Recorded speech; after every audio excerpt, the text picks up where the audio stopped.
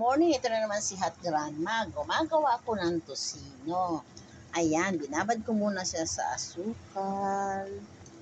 Binabad ko muna siya sa asukal, asin, at lemon. Ayan.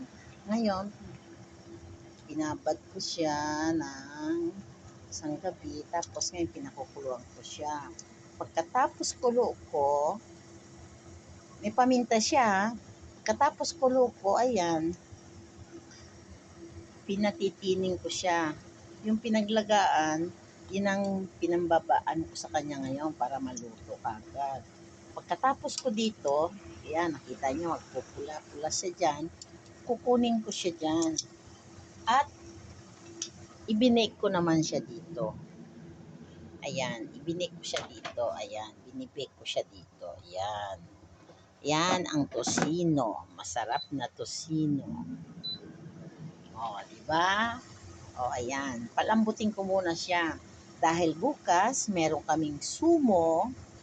Sumo, lalagay ko siya sa dinapay. Isa-isa para pamigay. Ayan. Pinabayaan ko muna siya, magtiling siya. Tapos, pero ko siya, ganyan, tinik-tik-tik-tik ko. Ayan siya. O, ngayon, tumutunog na siya.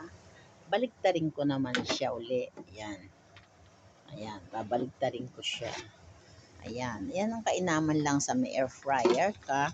Maganda ang luto mo. O, ayan.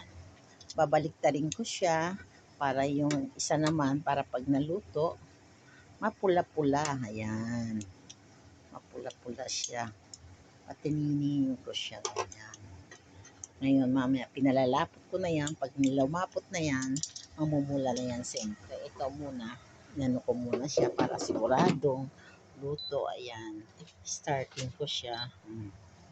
Ayan, narinig niyo yung otra. Ayan, ito pinatitingin ko siya hanggang umano yung niya. Kaya nilakasan ko ang apoy. Ayan.